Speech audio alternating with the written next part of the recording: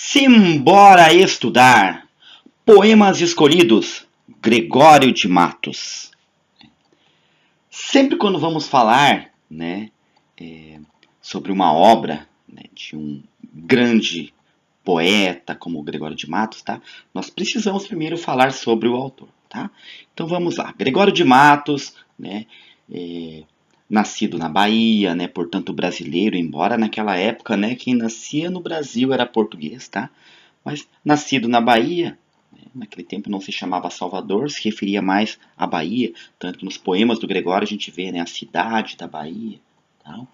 Na época, a capital do Brasil, a cidade mais importante do Brasil, tá?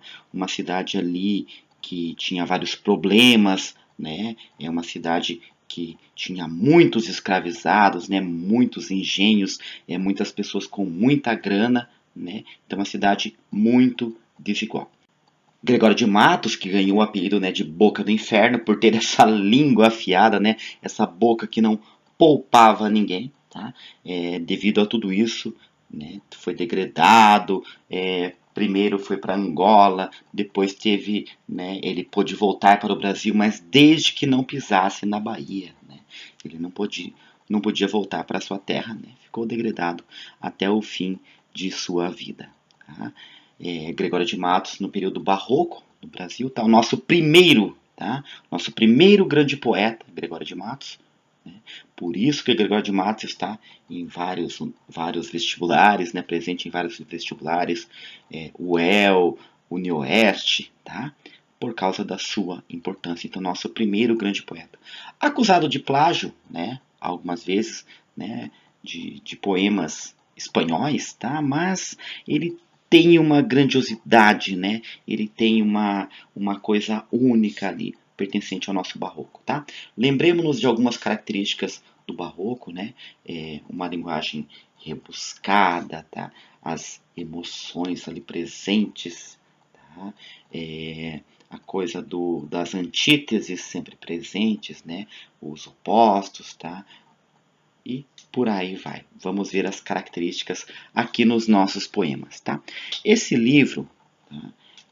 Poemas selecionados, tá? Claro que o Gregório de Matos, deixa eu voltar um pouquinho, o Gregório de Matos não deixou nada publicado em vida, Todas esses poemas que nós temos aí, eles foram colocados, em antologias, em seleções aí, foram selecionados para nós bem depois da sua morte, Dizem que inclusive, o Gregório de Matos, o governador da Bahia, detestava o Gregório de Matos, por tudo aquilo que ele fez, mas quando o Gregório de Matos morreu, ele colocou lá um livro para que as pessoas registrassem os poemas do Gregório de Matos que as pessoas conheciam. E é claro, muita gente foi lá e colocou um poema que não era do Gregório de Matos, mas tá? Deu para ver depois, pelas semelhanças, pelas características, quais eram os poemas.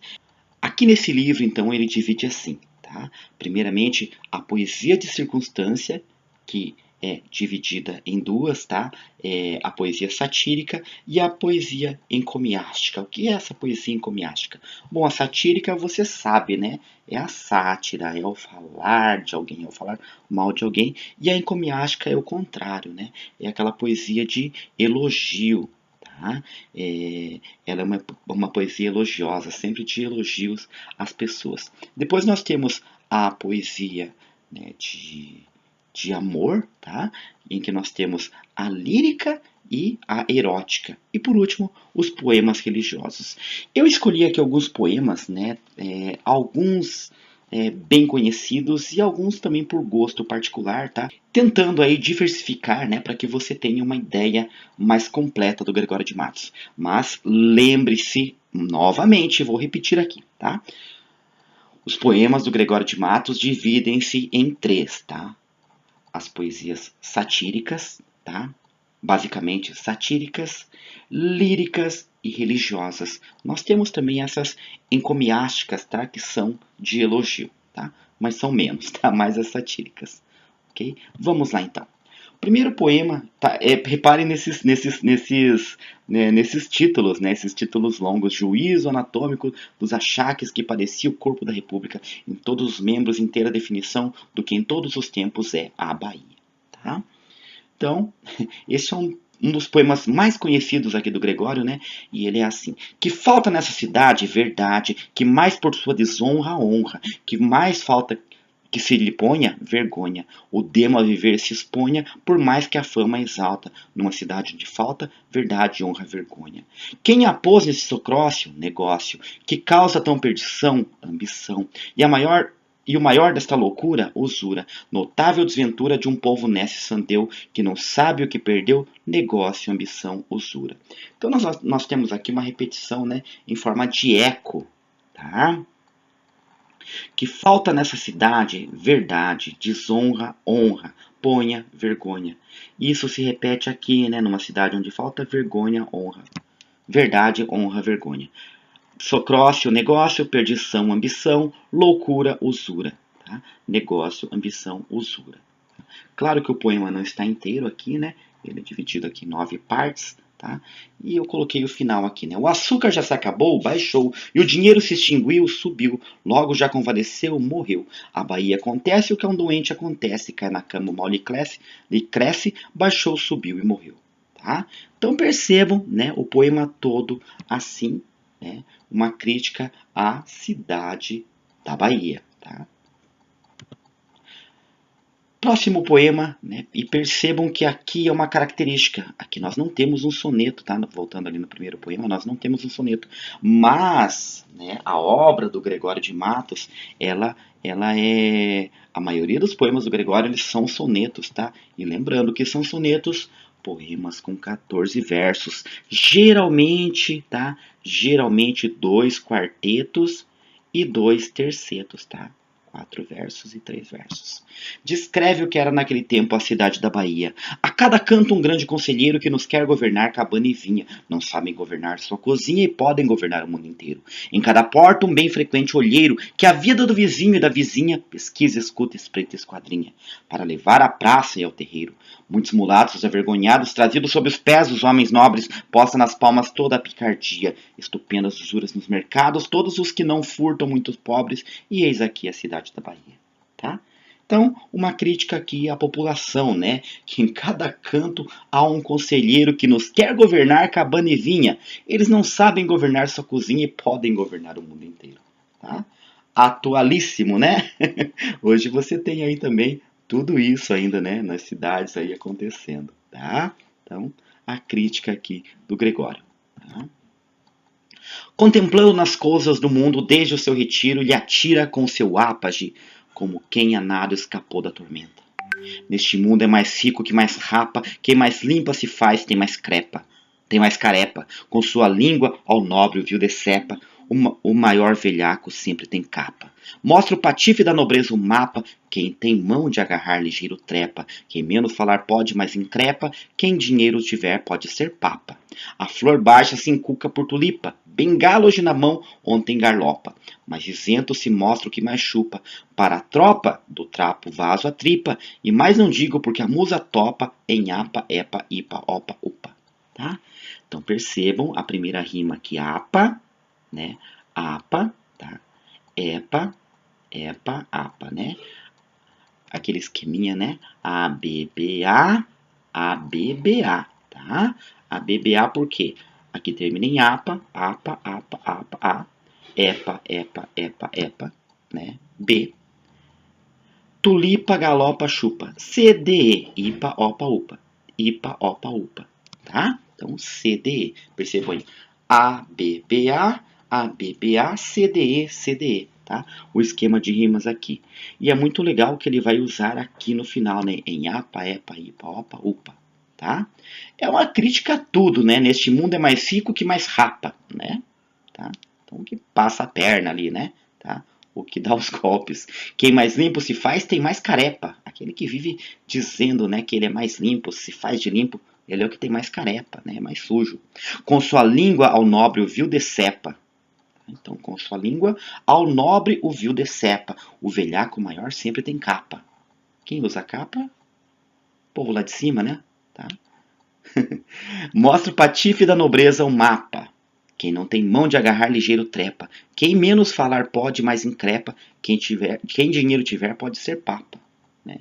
Então, ou seja, até ele coloca até a igreja aqui, né? Se você tiver dinheiro, você pode ser até papa. Se não tiver, não chega lá, tá? Como eu falei, né, o governador detestava, né, o Gregório, e nós vemos aqui, né, Menezes, né, e nós vemos aqui a despedida do mau governo que fez este governador.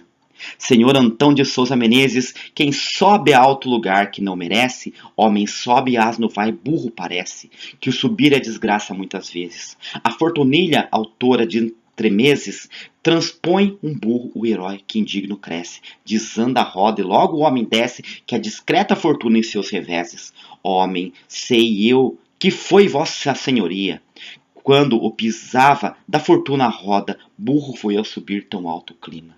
Pois vá descendo do alto onde jazia, verá quanto melhor se lhe acomoda ser homem embaixo do que burro em cima. Então, comparando aí a homem e burro, né? Fala também do asno lá, que burro parece, né? Quando ele está lá em cima é muito pior, né? Criticando aí diretamente, né, o governador da Bahia, tá? Aqui já é um poema, né, da primeira parte ainda, né? Mas aqui já é esse é o da encomiástica, né, que eu falei anteriormente, tá? Como você classificaria esse poema? Tá? Esse poema é um soneto. Tá? Então percebam, por que é um soneto? Um verso, 2, 3, 4, 5, 6, 7, 8, 9, 10, 11, 12, 13, 14 versos, né? Utilizando, tá? Sempre aqui a última sílaba, né?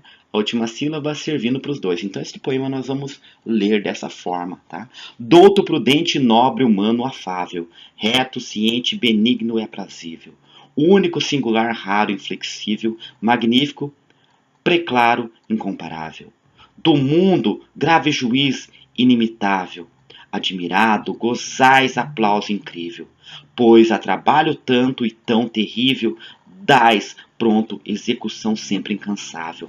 Vossa fama, Senhor, seja notória, lá no clima onde nunca chega o dia, onde do erebo só se tem memória, para que garbo tal tanta energia?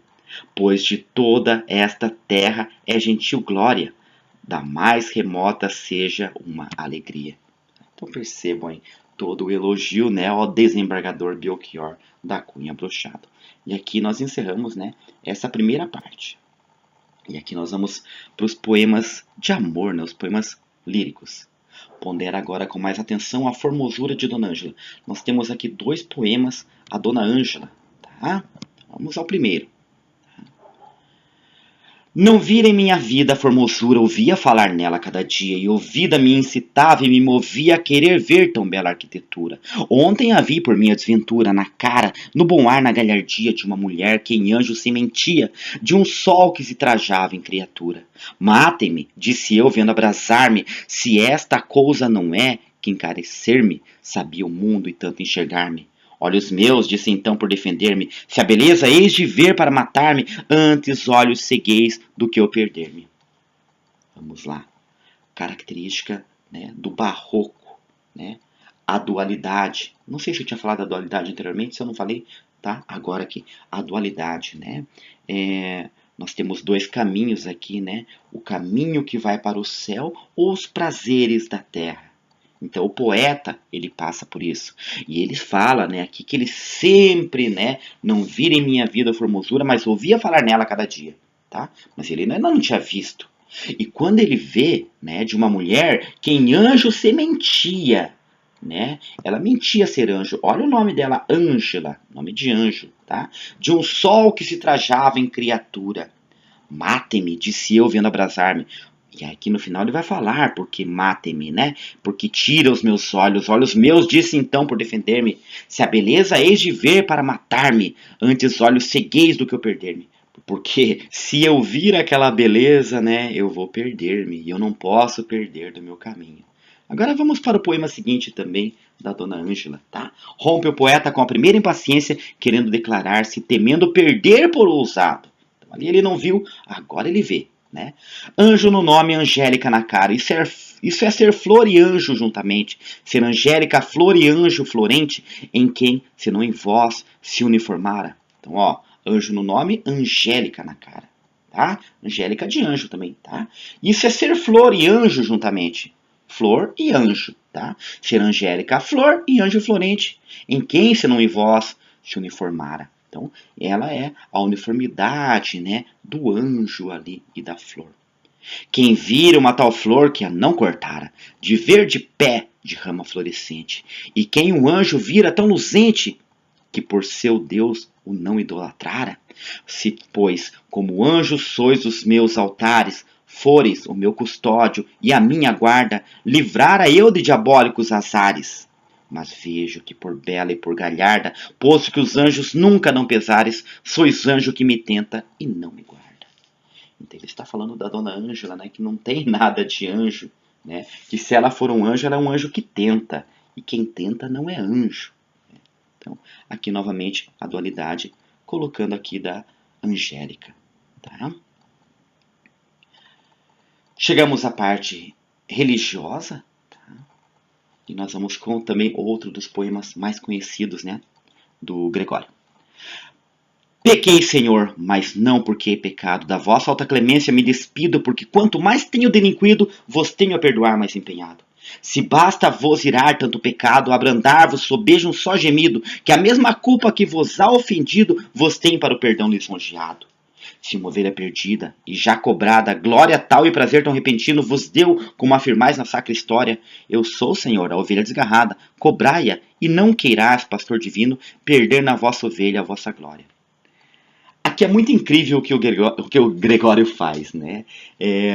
Começa o poema como se ele estivesse se colocando numa posição muito inferior, né? Das mais inferiores, perdão, Senhor, né? Como, nossa, eu não vou pecar mais. Mas não é isso que a gente vê lá no final do poema, né? Ele faz toda aqui uma argumentação, tá? Ele faz toda uma argumentação para quê? Para lá no final ele falar assim: eu sou o Senhor, a ovelha desgarrada. Cobrai-a, e não queirais, pastor divino, perder na vossa ovelha a vossa glória. Ou seja, se eu não me salvar, eu sou ovelha perdida. Se eu não me salvar, o Senhor não está fazendo o seu trabalho direito. Tá? Eu tenho que me salvar porque eu sou a ovelha perdida. Tá?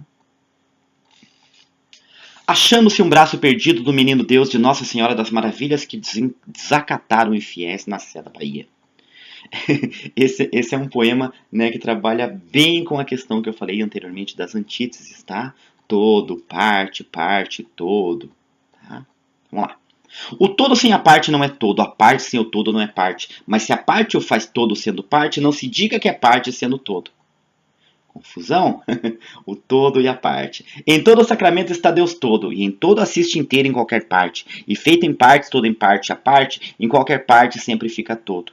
O braço de Jesus não seja parte, pois que feito Jesus em partes todo, assiste cada parte em sua parte. Não sabendo parte desse todo, um braço, que lhe acharam sendo parte, nos diz as partes todas deste todo.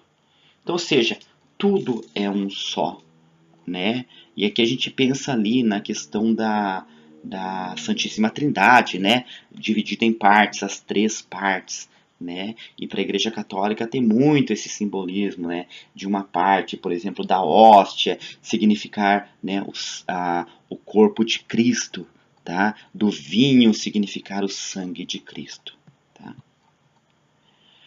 E eu trouxe aqui para encerrar, tá, dois poemas, tá, que ficam ali também na divisão ali, ficou na parte das religiosas, mas a gente também pode ver um pouco de lirismo, tá? E talvez sejam poemas que tragam muito bem todas essas questões do barroco, tá? Das características do barroco, tá? E aqui aparece muito também o Carpe Diem, tá? Aproveite o dia. Então são dois poemas a Maria dos Povos, tá? Esposa, né, do Gregório de Matos. Então vamos ao primeiro. A Maria dos Povos, sua futura esposa. Discreta e formosíssima Maria. Acho que esse discreta e formosíssima Maria é um dos versos mais conhecidos, né, do Gregório, porque ele aparece nesses dois poemas. Enquanto estamos vendo a qualquer hora em tuas faces a rosada aurora, em teus olhos e boca o sol e o dia. Enquanto com gentil descortesia o ar que fresco Adonis te namora, te espalha a rica trança voadora, quando vem passar-te pela fria. passear-te pela fria. Goza, goza da flor da mocidade, que o tempo trata a toda ligeireza e imprime em toda a flor sua pisada. Ó, não aguardes que a maturidade te converta essa flor, essa beleza, em terra, em cinza, em pó, em sombra, em nada. Tá? Essa vida não é importante também, é um dos temas do barroco, né? O mais importante é o que vem depois, tá? Por isso que o poeta tem aquela preocupação, né, com as coisas que desviam do caminho do céu, tá? Mas aqui muito forte o carpe diem, né? Goza, goza da flor da mocidade, que o tempo trata toda a ligeireza e imprime toda a flor sua pisada. Ó, não aguardes que a maduridade te converta essa flor, essa beleza em terra, em cinza, em pó, em sombra, em nada. E nós vamos ver o mesmo tema, né? O mesmo tema, praticamente o mesmo poema, né? Observa já o título aqui, né? Terceira vez impaciente, muda o poeta o seu soneto na forma seguinte. Discreta e formosíssima Maria, enquanto estamos vendo claramente na vossa ardente vista o sol ardente e na rosada face a aurora fria. Enquanto, pois, produz, enquanto cria essa esfera gentil mina excelente, no cabelo metal mais reluzente e na boca mais fina pedraria. Gozai, gozai da flor da formosura, antes que o frio da maduridade tronco deixe despido que é verdura. Que passado o zênite da mocidade, sem a noite encontrar da sepultura, é cada dia o caso da beldade. Então, tá? Para fechar aqui, nós vimos aqui então bem essa característica, né? O carpe diem aqui presente, tá? Nesses dois poemas, e era algo muito comum, tá? No Gregório de Matos, poemas não só com a temática parecida, mas com a construção mesmo muito parecida, tá? Por isso que eu fiz questão de colocar aqui, né, lado a lado. Observe, discreta e formosíssima Maria, nos dois, enquanto estamos vendo, aqui a qualquer hora, aqui claramente, em tuas faces, aqui na vossa ardente vista, tá? Em teus olhos, na rosada face, ó, tá? Invertendo, tá? Enquanto, goza, goza da flor da mocidade, gozai, gozai. Por que goza aqui? Porque ele usou a segunda pessoa, né? A segunda pessoa do singular, né? Teus, tuas, goza, goza, tá? Te converta. Aqui não, aqui ó, ele utiliza, cadê? Vossa ardente, né? Segunda pessoa do plural, tá? Por isso que ele gozai, gozai da flor da flor da formosura, tá? Pessoal, espero que tenham gostado, tá? É claro que aqui é uma pequena parte, tá? Mas Gregório de Matos é um poeta que não é tão difícil assim da gente analisar os poemas, tá? Tem algumas coisinhas ali que temos que prestar bastante atenção, tá? Mas é um poeta aí, o nosso primeiro grande poeta. Não se esqueçam então das características, tá? Dessas três divisões aí, principalmente, tá? Poemas, mais uma vez repetindo, tá? Poemas satíricos, poemas líricos, poemas religiosos, tá? Todas as características aí do barroco, lembrando do nosso grande Boca do Inferno aí. Por hoje é isso e simbora estudar!